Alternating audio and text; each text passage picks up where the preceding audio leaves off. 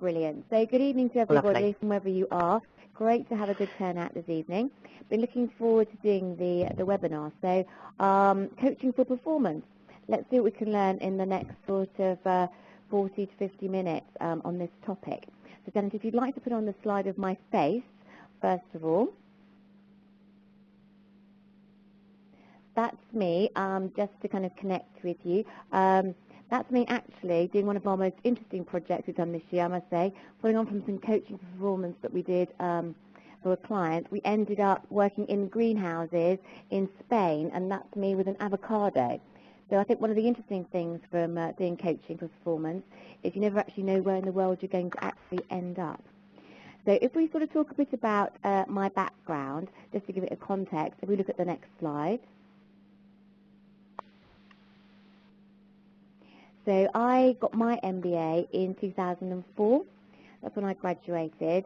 And I guess as a management consultant, running our own small business, the tools and techniques that we learned, I guess those are things that I use at least every week, if not every day. Just to give a bit of context in terms of my background and experience, I'm based out of Norwich in England, and therefore most of you all have heard of that well-known insurance company based in Norfolk, Norwich Union, now Aviva, and that's where I spent the first 13 years of my career, starting in the 1980s. So started in pensions and what have you, doing technical training and coaching there, and then moved more into management development, management consultancy. Having done that for a while, and in fact in 1991 I was the first female management development specialist they've had at Norwich Union, so I guess that's quite an achievement, bearing in mind in the 1980s, anybody working in the 1980s recall you didn't really even get females in team leader positions. So sort of developing my career on from that, went to work with another leading consultancy and recruitment firm, and I started US2U Consulting in 2006. So I've been going just over 8 years, as it was always one of my goals to have my own consultancy business before I was 40, so I just made it. And in terms of the next paragraph, really never wanting to sort of talk about myself, as most of us, we don't really like to talk about ourselves that much, I guess. But if I look in terms of what clients say, both from group activities and in particular the coaching work that I and my colleagues do, we've got a number of testimonials some of you may have seen on the website, and details under news and events on the US2U Consulting website. But I guess words like, the enthusiasm, being able to motivate people to do things differently and so on, that's one of the key things that, I guess, motivates me and means that we do have a successful business where coaching is a key part of that. If we look at the next slide, in terms of the aim of tonight's session, my brief I've agreed with Janet is to focus on the following things. First of all, it's to make sure we have a chance to make sure we've got a clear understanding of how performance-based coaching can actually, if we use it and use it well, it can deliver significantly improved results at the 3 different levels: individual level, team level, and organizational level. In particular, on the next slide, if we think about the learning outcome I'm looking for between now and 7 o'clock, the idea is that anybody tuned in this evening should be able to feel they've learned more about the difference between performance-based coaching, career coaching, and life coaching. We'll be exploring that, and also, of course, looking at whether we can see if the costs to the company, looking at the next paragraph, whether they can be justified or whether coaching actually is just something which is a nice sort of trendy, cool thing to do. So clearly, probably you can anticipate my kind of leaning on this is probably going to be more towards the former than the latter, but I want to show you some information in terms of how we can actually make sure that every cost is justified in terms of payback to the business. And then on the next slide, practical skills I'd like you to be able to take away between now and 7 o'clock. One of the things I've agreed with Janet to do towards the end of the presentation is to show you some practical skills, tools and techniques, things that if you are doing coaching in your organisation, I've picked out some of the more popular areas that I find my clients are asking me to cover. I'm showing you some different frameworks, models, things that maybe you can take away and then start to use in terms of coaching, whether it's, coaching your own people if you're a line manager, coaching for your clients if you're in a consultancy capacity. So the agenda we're formulating this evening is we'll kick off with what is performance-based coaching. Then we'll think a bit about how we identify coaching needs, how we actually can think about defining specific behaviours and outcomes we're looking for from any coaching sessions, how we actually get started in terms of planning a series of coaching sessions, think a bit about should coaching be done face-to-face or on the telephone or Skype, all those kind of techniques we can use these days, how we actually structure a typical session, how we can help people to learn and thinking about different learning styles, and then I'll go on to specific materials and activities that can be used in your coaching sessions, and then we'll finish up with some questions and answers towards the end of the session. So that's our framework for where we're heading. In terms of what is performance-based coaching then, if we get into that, we've got quite a lot of slides I think we're going to go through this evening, and I believe they'll be available after the session, so you can have a look at these for reference. In terms of my definition of performance-based coaching, bearing in mind my years of experience of doing this, my definition, it is about how we actually engage with an individual so they can develop their knowledge, their skills, their competence and their confidence so they can be more effective in their job role. So it's very anchored in terms of improving those key things. And I guess those words, competence and confidence, we need both of those. We want people who are competent with what they're doing, but we know we need people who can go out there, particularly if they're in a leadership position, to go out there and confidently deal with difficult situations, difficult people and so on, difficult projects. And in terms of the way that I frame coaching or explaining it to clients, or indeed if I'm trying to work with clients to coach them to become better coaches, I tend to link to a model I guess most of us have studied during our management development sessions, the Blanchard situational leadership model, which on the next page you'll see, for a reminder, these 4 different styles in terms of how we lead and guide people.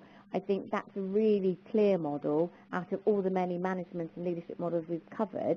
I think that's one that people can normally relate to in terms of the telling style, where the training, if we're training people, fits in, the coaching style we're focusing on this evening, through to the encouragement when people are getting more competent and confident rather, when we've got to encourage people, right through to delegation style, where people can be left to get on with it because they know what they're doing and they're comfortable to do that. I guess one of the things I observe in companies and organisations I work with, there seems to be quite a lot of confusion between the telling style and the coaching style. Sometimes I find that people are telling me they've had a coaching session with somebody.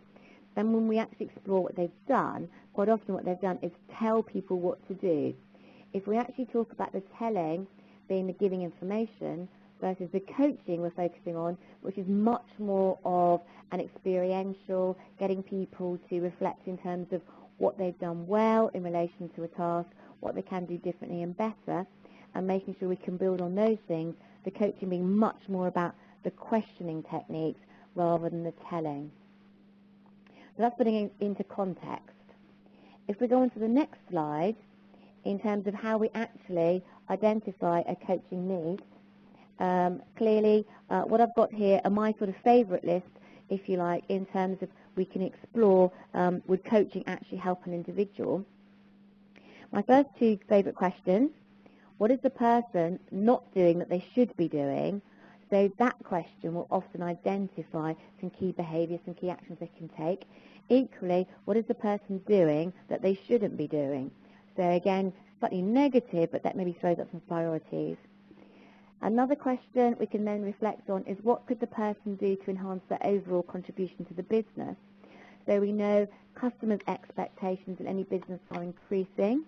We know businesses are changing with business models, so what could each individual, if they are in a leadership capacity, for example, what could they do differently and better that would really help?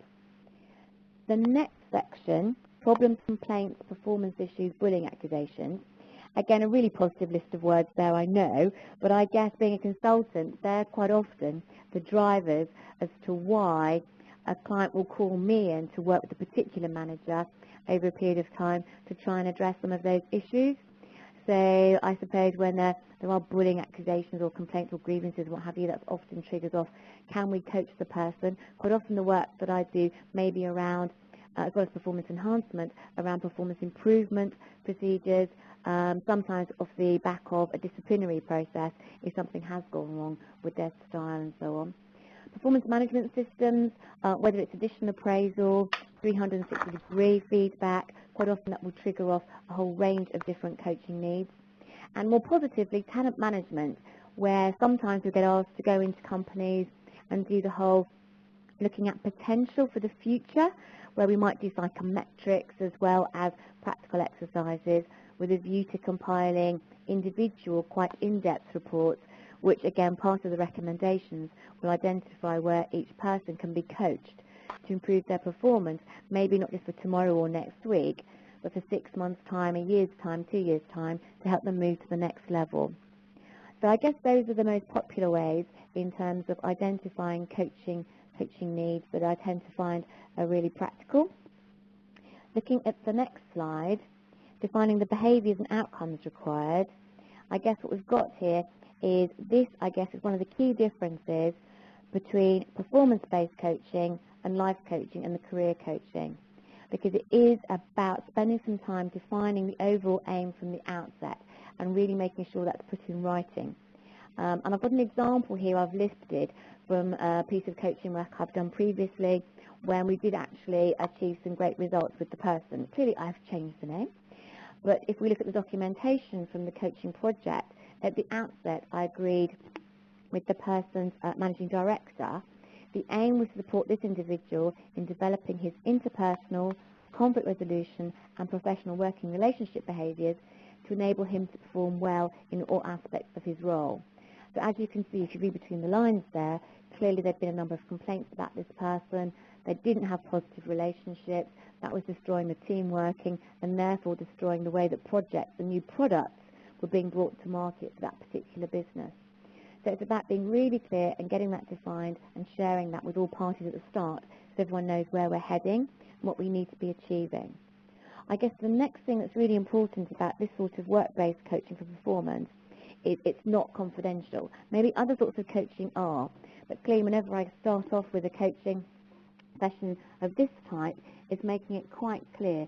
If we're talking about trying to improve performance, in my experience, the way we're going to get sustainable change is to make it clear if they're talking with me, then part of it is making sure that they realise the results will be shared, maybe with HR, if it's a company big enough to have HR, with the line management.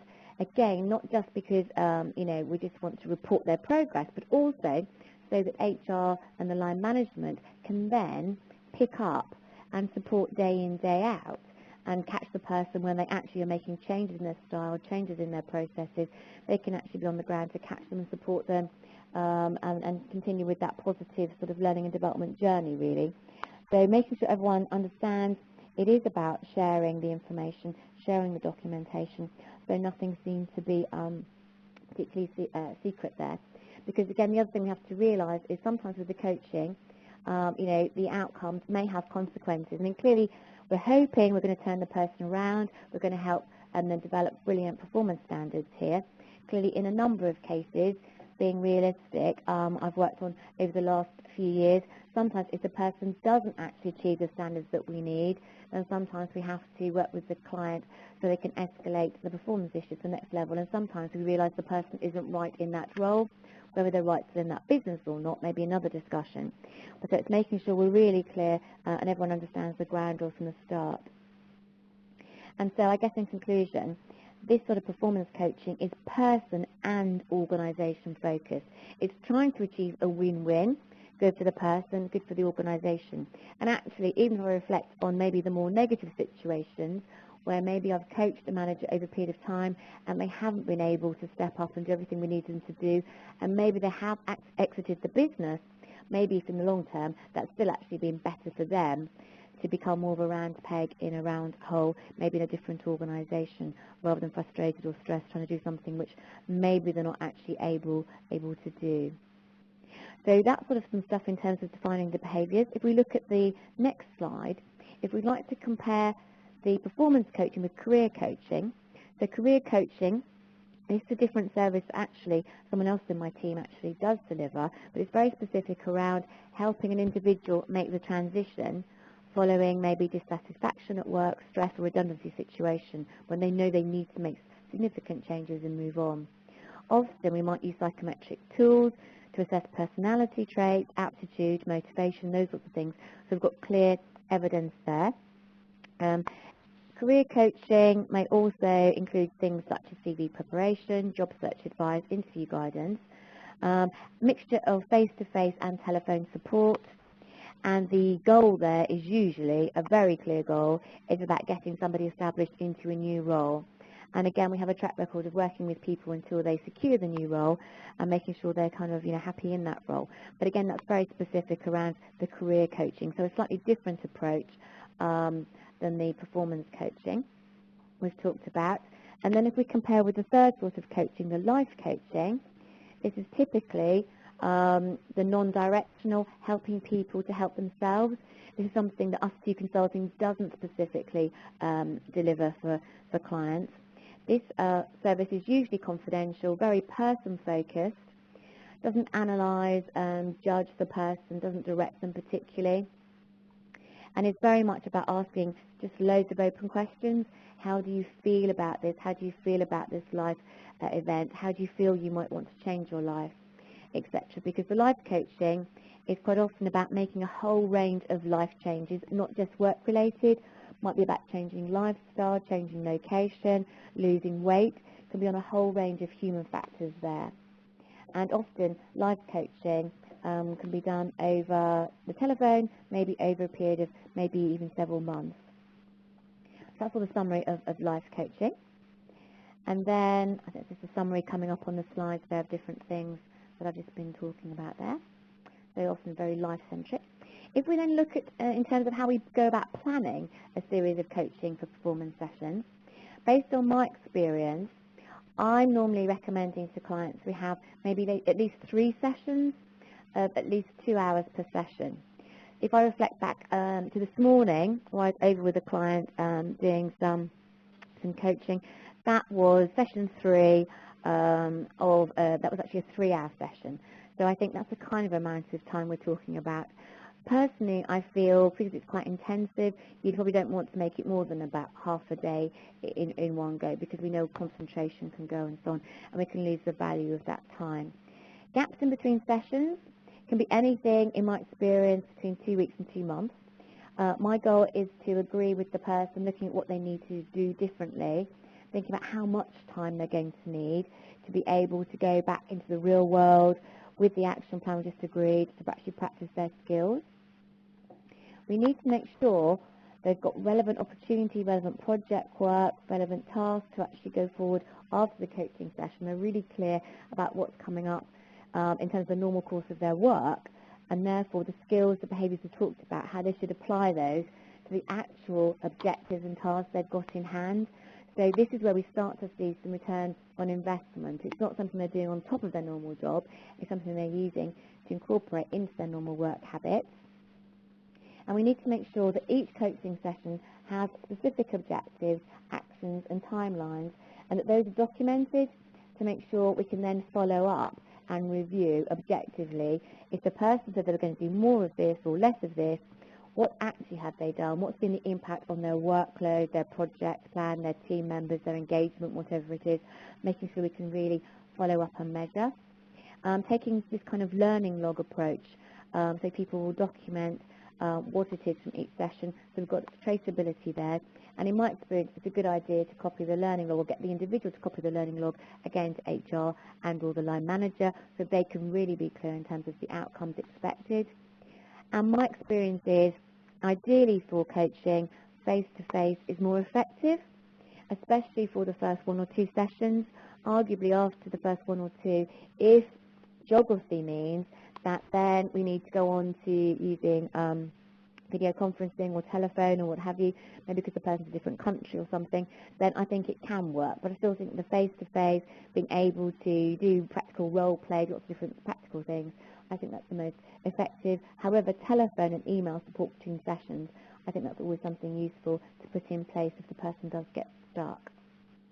So at this point, having gone through a lot of information there, what I'd like to do is to ask Janet to set up the questions for our poll, so I can actually get some feedback from you in terms of some answers and questions in terms of the priorities in your companies. I think Jennifer Rachel, I'm just going to open the poll for everyone, so if you'd all like to do it. I do apologise. The idea was that you could read the questions on this, so perhaps, Rachel, if you'd mind reading them out for everybody. Yep, so the questions are, just get some feedback in terms of what are the coaching priorities in your organisation, or indeed if you're in a consultant capacity, the organisations you're working with. So it's about what are the coaching priorities, and we've got a list of you to choose from, and you can choose as many as you think are relevant priorities at the moment. We've got the project management. Clearly a lot of people are running change projects as well as their day job, so the project management side of managing change. Handling conflict and difficult situations, managing sensitive diversity issues and bullying behaviours, that whole cluster of dignity and equal opportunities and inclusive workplaces, influencing change positively, so the whole influencing colleagues to get them on board, time and priority management. Those are proving to be the most popular ones from my point of view, so keen to see if they tie in with yours. And again, any other ones might be interesting if it's other things, or if you don't know, that's quite interesting as well if you want to kind of go away and think about that. And Rachel, while we're waiting for people to finish the poll, because I cannot switch back, unfortunately, to the slides without losing the poll for everybody, I actually have a quick question. I recently did a very quick whistle-stop tour of coaching, and I do appreciate that it's, you know, it was a literally day course I went on, and I do appreciate that, you know, it takes many years to really learn about coaching. But I line manage somebody, and I'm keen to help them. So one of the things I'm trying to do is learn more about the coaching. Is there anything you'd recommend that I do to sort of help myself coach my I was going to say mentee, but he's not a mentee, you know, my direct report. I know, it's what's the ideal word, yeah. So I guess you know, some of the stuff we're going to go through in a moment should help with that. I'd say it's about being really clear about the outcomes and then spending the time. And I think quite often time is one of the challenges as well, and everyone's busy. It's booking in the time into the diary to agree what they're going to be able to do in practice. And this is done again, going through the coaching feedback process, I'm going to be outlining in just a few moments. Wonderful, wonderful. Well, if I can encourage everyone to sort of finish off the poll, I'm going to close the poll now. Now, it may take a couple of seconds while we get the results, so if you just bear with me one moment. I can see that quite a lot of people have answered the poll. There's, I think, 29% have said project management, as far as I can see. Handling conflict was 35%. Managing sensitive diversity issues and bullying was 6%. Influencing change positively, a whopping 50%. And time and priority management, 21%. Other is 6%, 3% don't know, and just a few people didn't get a chance to answer. And I am sorry you didn't get a chance to answer, but I'm going to go back to the slides now so that Rachel can continue. But I don't know if you want to have a think about the results there. That's good. That's good. So that's really interesting. So it's good to hear that the bullying thing isn't so much of an issue these days.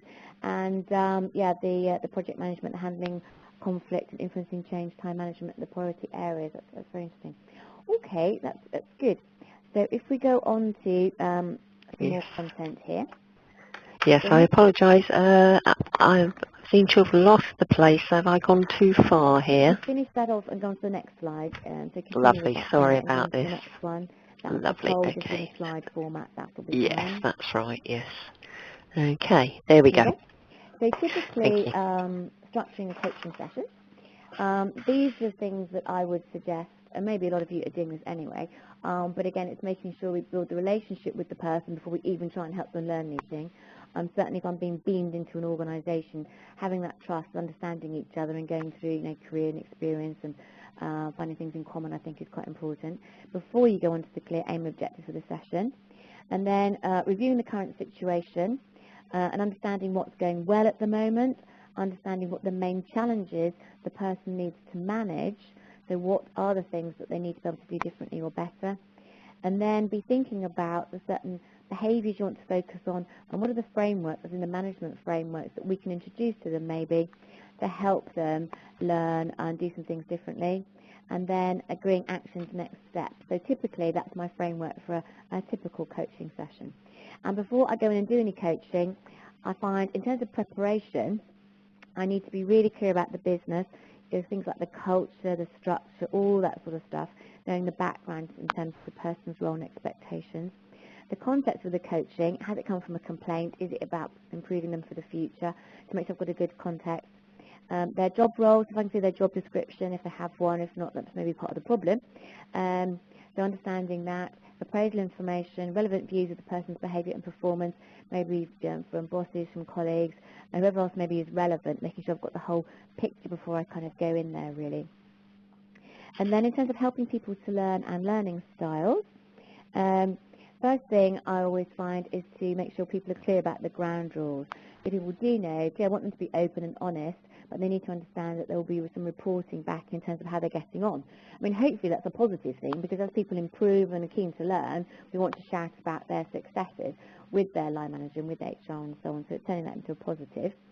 Now, the learning styles, clearly in some cases, if the culture fits an in-depth learning style questionnaire, the Honey and Mumford sort of thing that we've done in the MBA, then fine. I find being more pragmatic to ask people the questions around how they like to learn. So the last time they bought a piece of high-tech kit, whether they read the manual or just plugged it in and started to use it or whatever, I find that way of getting into learning styles gives me a feel in terms of whether they're more analytical, want to read things, or whether they like to get hands-on and have a go at things. So finding something to actually hang the frameworks of the approaches on in terms of learning styles is always a good thing. Making sure we're using supportive, positive language to build confidence. Don't like to talk about weaknesses and so on. You'll see already it's about what can we do differently or better, rather than weaknesses or dwell on complaints and that sort of thing.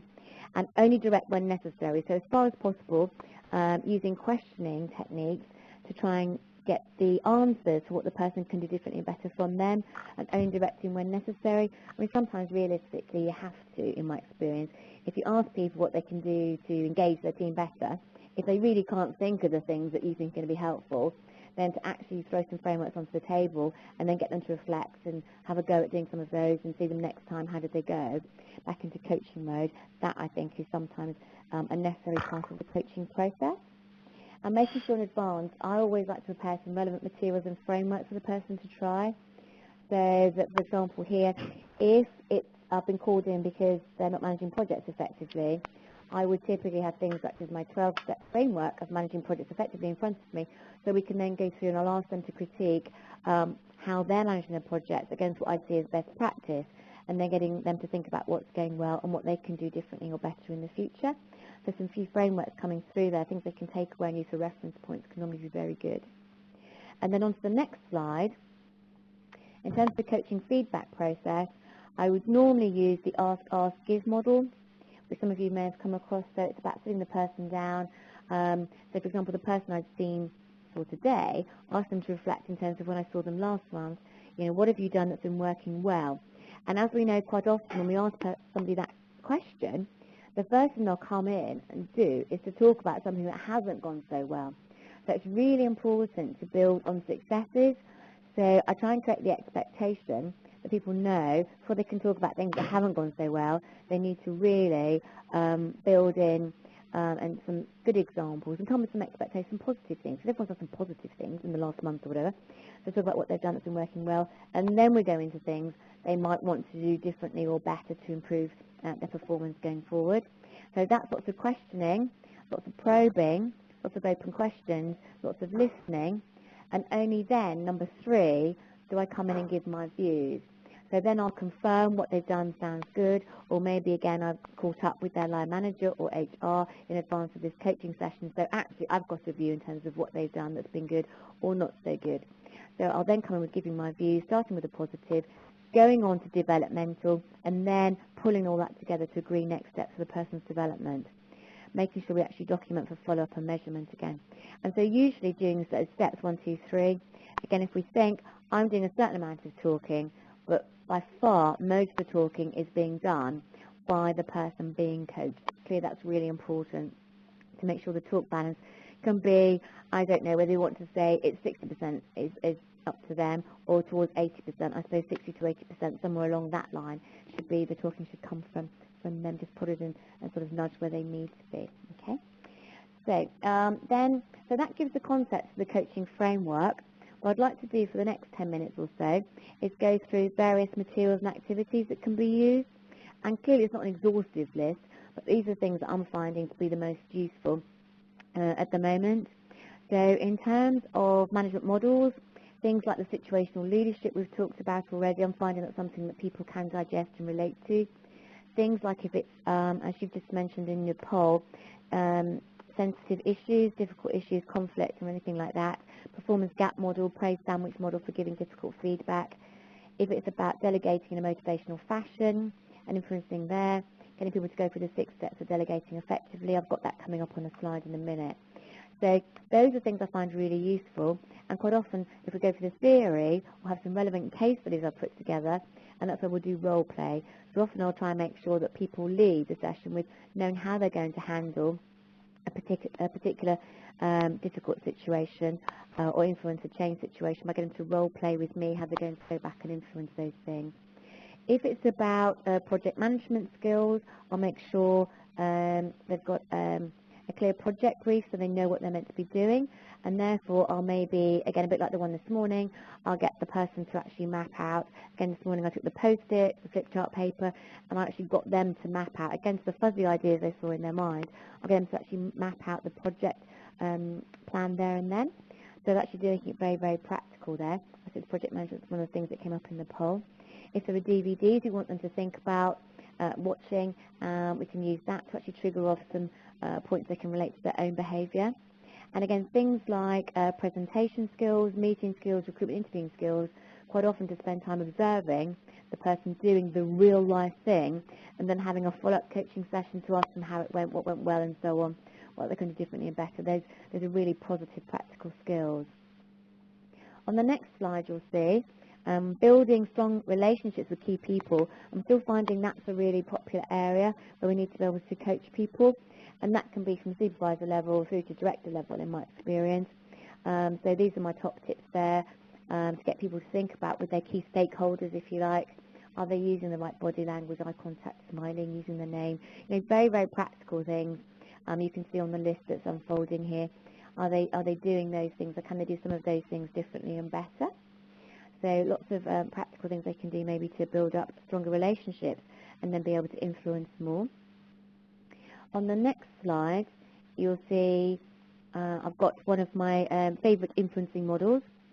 I use that quite a bit. If there are people who they're not able to influence, they think those people are difficult people, or they need to influence positive change with key stakeholders. Again, what are they doing to demonstrate the empathy? What are they doing to make sure people like them? And are they demonstrating enough drive to really overcome the obstacles? So I'm finding getting people to really critique their work in quite a lot of detail and their style against a model like that. That tends to come with quite a lot of actions. Are they talking to the right people in the right way, doing the right things? And on the next slide, when we've got people who, as the poll says, quite often we need to get people to influence positive change across the organisation, getting people to really relate to the organisation development process, that again is in part of our OU MBA. So if we look at the model here, that should look familiar, I guess, to most of us. You know, that's something, again, I use a lot when I'm doing the coaching. So if someone wants to influence positive change, making sure they are clear about where they want to be, have they got a clear vision, or is that still a bit fuzzy? Can they articulate that? And can they then explain that to people? And coming back to where we are now, and then planning some stepping stones, some targets for change. And then it's those targets for change, as they're implementing those and evaluating those, that's where they can have their subsequent coaching sessions to make sure they're kind of doing the right thing in the right way at the right time, and identify anything they can do differently and better as they go through implementing the changes towards achieving those higher standards. So that's something I use a lot for the coaching. The next slide then is something that I've mentioned already. Quite often, if a manager wants to improve the standards, have they actually got that clear vision?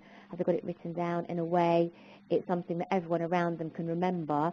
You know, in 2 weeks' time, 3 weeks' time, is it really clear, or just something they kind of put on in vague words on the website that no one actually relates to? So what does it actually mean? On the next slide, I find a common area for influencing change is around making sure people are using positive language. Are the people actually inspirational enough? Are they actually getting people on board? Are they getting good levels of high engagement? And so positive language is one of the tools we know you can use to actually be able to encourage more of that motivation and engagement. So that's a little exercise quite often I'll get people to do to analyse their own behaviour. Are they coming over as negative, as in those statements there, and we can turn those into more positive statements that are actually relevant in their world. Quite often, if people need to influence change, on the next slide, you'll see I've highlighted some things to avoid. Again, a discussion around are there behaviours where the person might then reflect. Sometimes they say things or do things that actually are turning people off rather than turning people on. So we'll have a discussion around that. And then on the next slide, you'll see one of the very popular techniques that I coach people around is handling difficult situations, influencing change, influencing upwards and so on. Any difficult situation at all, difficult situations in projects, are they using the 4-step process in terms of making sure they're getting people on board? Are they showing the empathy, point 1, showing they're trying to understand the other person's point of view? Are they saying to the person, this is how I feel disappointed, I feel frustrated, I feel concerned? Are they actually coming on to point 3, saying what they want the person to do differently or better? If they want somebody to engage with them better, do their work to the deadline, whatever it is, are they saying that explicitly? And are they asking the closed question at the end to try and get them to say yes? So doing a lot of role play around this particular situations that that person's finding difficult to manage, maybe with some case study work, that 4-step process tends to be really, really useful. And that can be a bit of a life changer if people aren't familiar with that assertiveness style. The next slide talks about influencing upwards. So quite often, people can feel frustrated because they're not able to influence upwards, communicate with their line manager and so on. So again, here you'll see a list I've put together in terms of things that I might be coaching the person around based on my experience of influencing upwards over the 30 or so years that I've been at work. And I'll get people to review against that list what they're doing well and what they might be able to do differently and better. Influencing upwards is part of their challenge. Or an FFF I've got on there. I think most of those are self-explanatory. FFF, for handling objections, is feel, felt, found. I don't know if you've come across that one before. That's the one whereby if somebody raises an objection, you can say, I understand that that's how you feel. Other people I've worked with before on this felt like that to start with, but have actually found if we do it the way I'm recommending, the results have been worthwhile and positive. So the feel, felt, found way of overcoming objections. So that's another technique we can coach people to be able to use to get people on board to their way of thinking. So a whole list of things there. Influencing styles, getting people to think of different types of people they need to be able to adapt to. Typically might go through analytical people, people who just want short, sharp summaries, being controllers by this definition, people who are enthusiasts, people who are amiable, and actually spending some time thinking about the key stakeholders in their world, whether it's team members, peers, line managers, customers, and so on, and thinking through, are they always using the right style for the person and the situation? Are they trying to overload somebody who wants to summary on a page by actually giving them too much information and therefore turning them off, or vice versa? So thinking a bit about adapting styles. The next slide is around the delegation, the 6 steps I mentioned earlier on. So if people have got a reputation for dumping work rather than delegating in a motivational fashion, quite often I'll ask people to reflect in terms of what they're doing with their particular tasks around the 6 steps in terms of how to delegate effectively. And again, we can do role-playing around that with particular tasks there. And the next slide is a typical, I've mentioned case studies a few times, a typical case study that I may use to get people to be able to handle difficult issues or conflicts with team members, where again you can see Again, it's not overly complicated, and sometimes it might be tailored to particular issues the person's got.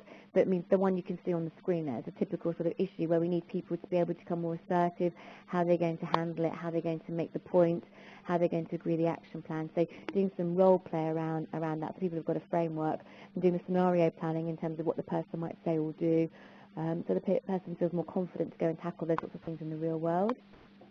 And so that really concludes some examples of materials that you might use, and certainly that I use in some of the different coaching sessions that I conduct with clients.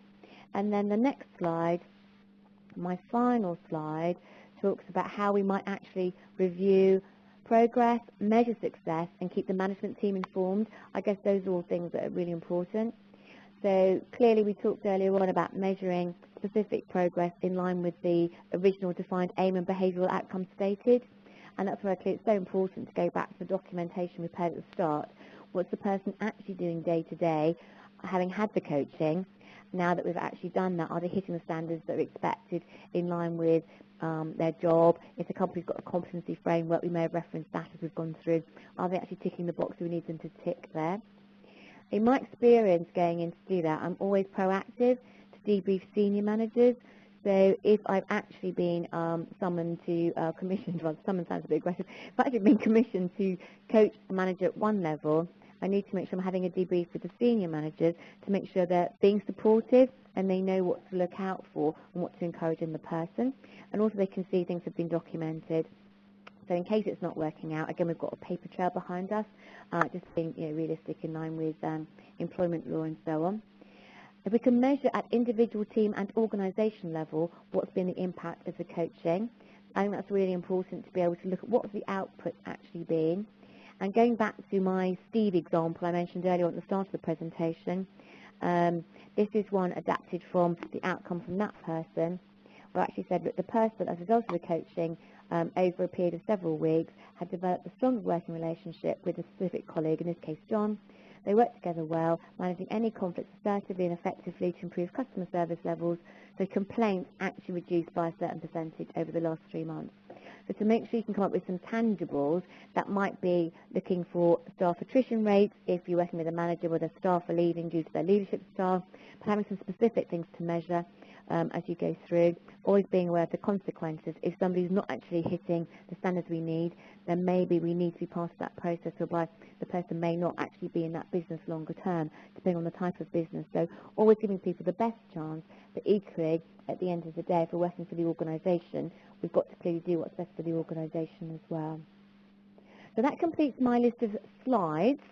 So whistle-stop tour through my view, my world of coaching for performance. And I believe now we're over to questions and answers. If you just bear with me, Rachel, while I stop sharing the screen, and then I'll be able to see if there have been any questions come in. There aren't any at the moment, so do please come forward with your questions. No, I think it's because everybody's been concentrating so much on the slides. I've actually picked up on a few things that I thought was very good. For instance, the ask, give. As I said, I did that very, very small bit of training, and one of the things, the snippets that we were given to take away is when you're talking to somebody about an issue, and we were given lots of role play to do, we were actually told to ask somebody, but then sit back silently and wait for the person to answer, which is something that I personally, as a person who loves to jump in with an answer and a solution, find very difficult. And I found it a really, really good piece of advice. Is this something you would advocate yourself? Yeah, and I think, and it is a different skill. I think everyone's so busy, and we know it's quicker to tell people, I think this and I think this. But that we're going back into training mode rather than coaching.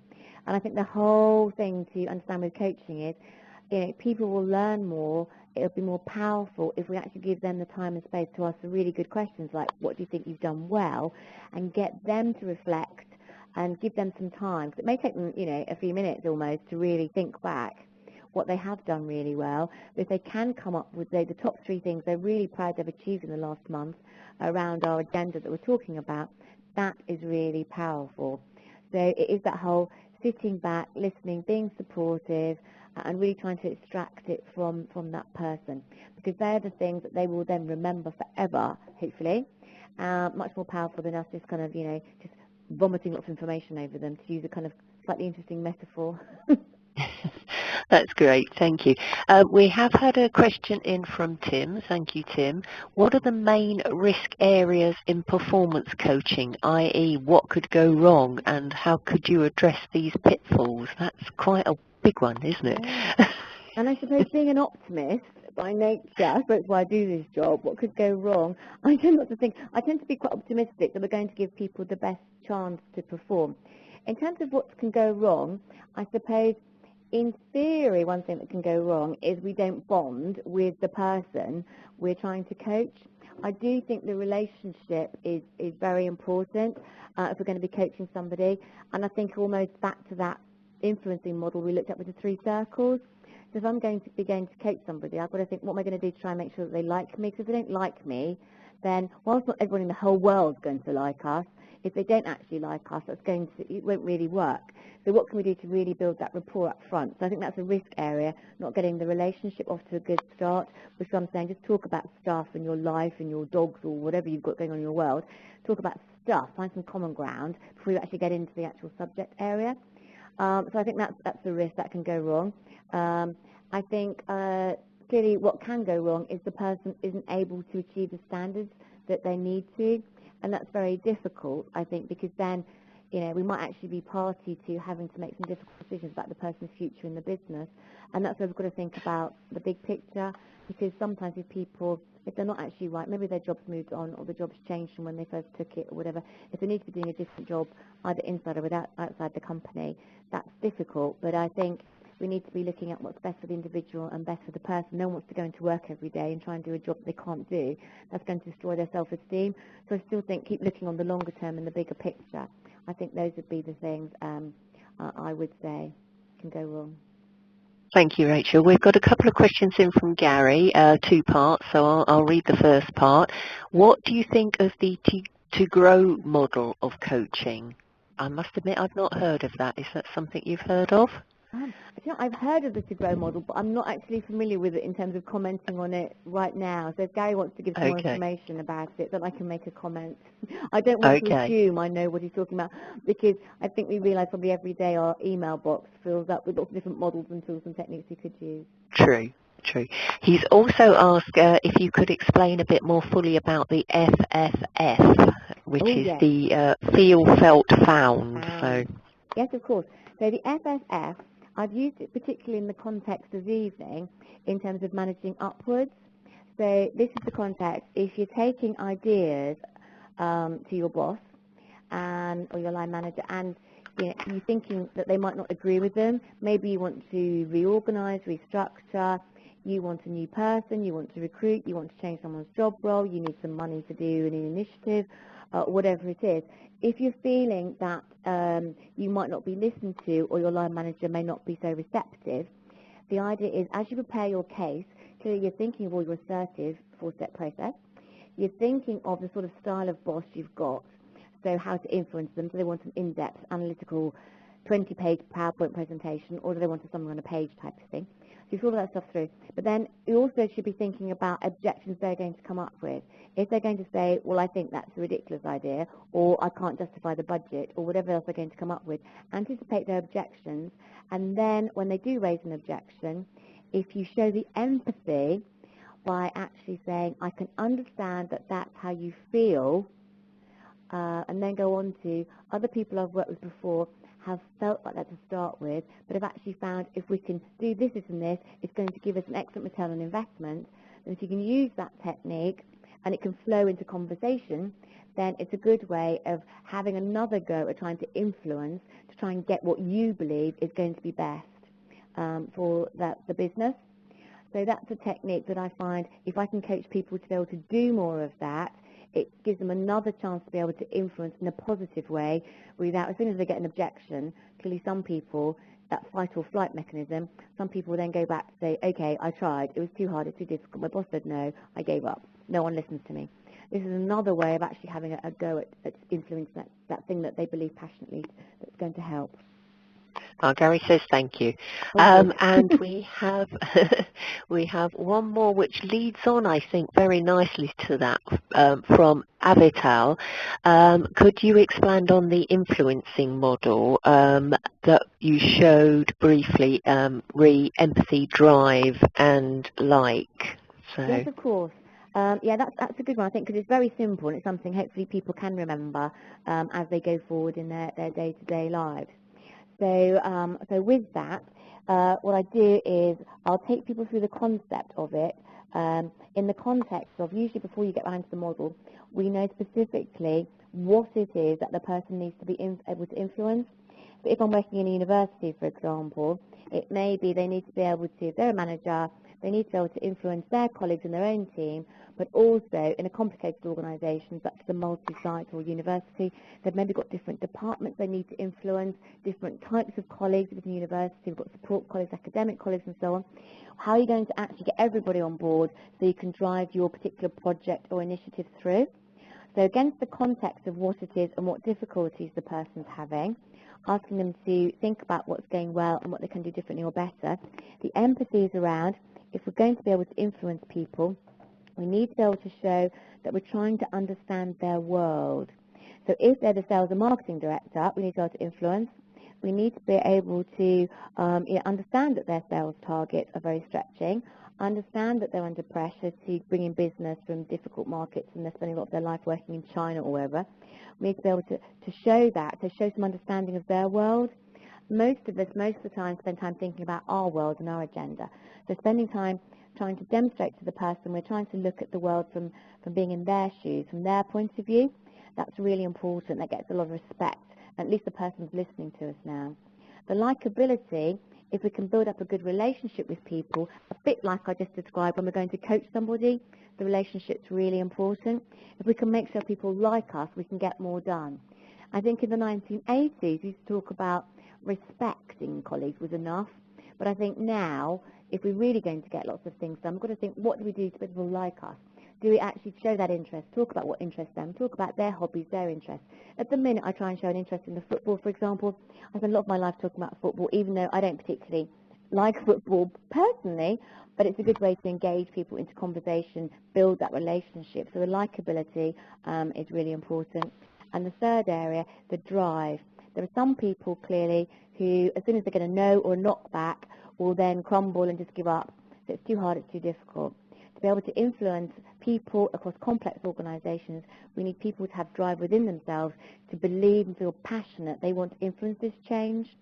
And if you think about the three areas, I can coach people around demonstrating more empathy.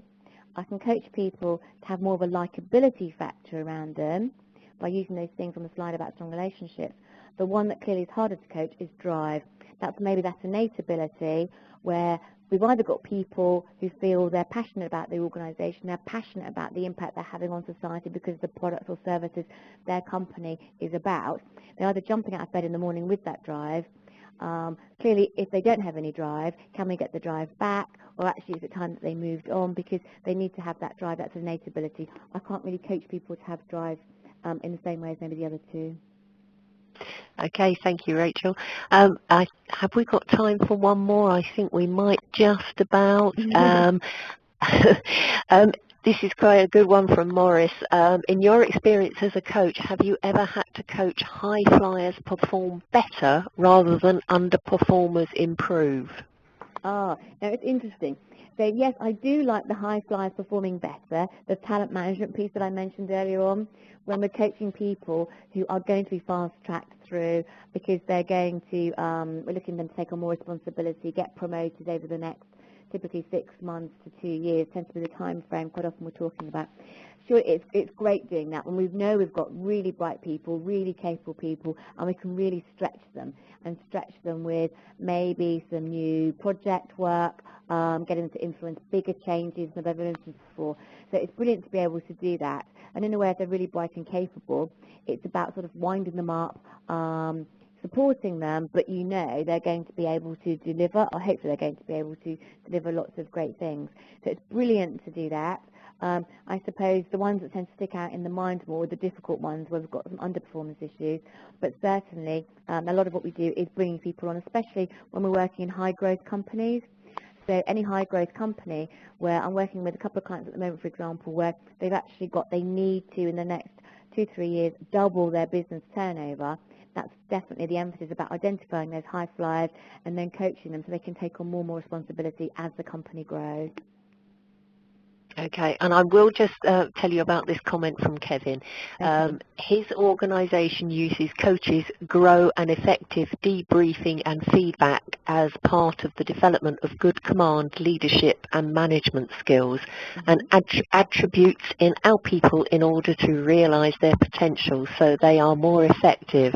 And he's added the comment, too idealistic, ? Hopefully not, Kevin. Well, I don't know. I suppose I like to think I'm quite pragmatic. I mean, I think it's really everything we do needs to be linked to the organisation's vision, its values, and all that kind of stuff. It needs to that underpins everything. So if we can do that, but I think at the end of the day, businesses, especially since going through the recession, I've noticed the area of coaching growing significantly. We can't afford to carry passengers. It's very much are people doing the things that we need them to do to keep that competitive advantage. Okay, well, thank you very much indeed, Rachel. And I think we're going to have to close now because we've already gone over a little while. So thank you, and I will close the session down now. Thank you all for attending, and enjoy the rest of your evening. Thank you. Bye.